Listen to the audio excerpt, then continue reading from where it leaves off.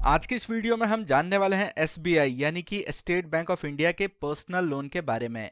अगर आप क्विक पैसा अरेंज करना चाहते हैं तो एसबीआई का पर्सनल लोन सबसे बेस्ट ऑप्शन हो सकता है।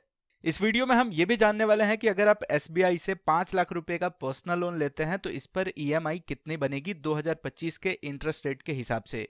तो आप इस वीडियो को पूरा जरूर देखिए। तो चलिए इस वीडियो को शुरू करते हैं।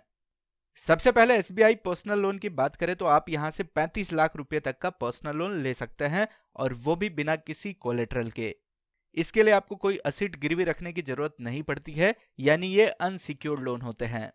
इंटरेस्ट रेट की बात करें तो एसबीआई पर्सनल लोन का इंटरेस्ट रेट 10.05% पर एनम से स्टार्ट होता है और मैक्सिमम 15.05% तक जा सकता है। और ये जो इंटरेस्ट रेट है ये आपके सिबिल स्कोर और लोन प्रोफाइल के हिसाब से डिसाइड होता है। अगर आपका सिबिल स्कोर 750 से ज्यादा है तो यहां से कम इंटरेस्ट पर आपको पर्सनल लोन मिल सकता है।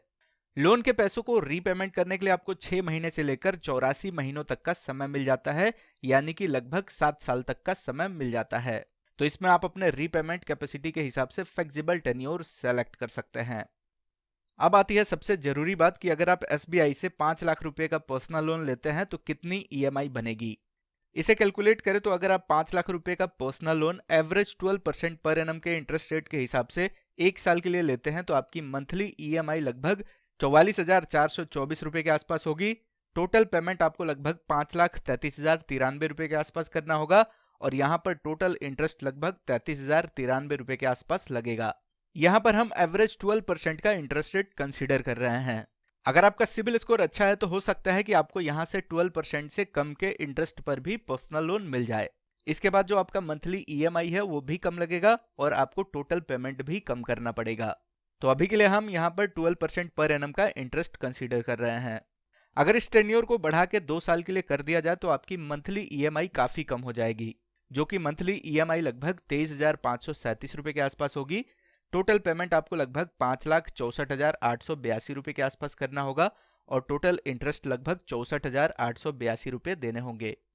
अगर आप 3 साल के लिए पर्सनल लोन लेते हैं तो आपकी मंथली ईएमआई लगभग 16,607 रुपए के आसपास होगी। टोटल पेमेंट आपको लगभग 5,97,858 रुपए का करना होगा और टोटल इंटरेस्ट आपको लगभग 97,858 रुपए देने होंगे।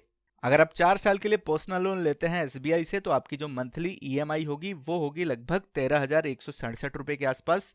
टोटल पेमेंट आपको लगभग 6,32,012 रुपए के आसपास करना होगा और टोटल इंटरेस्ट आपको लगभग 1,32,012 रुपए के आसपास देना होगा।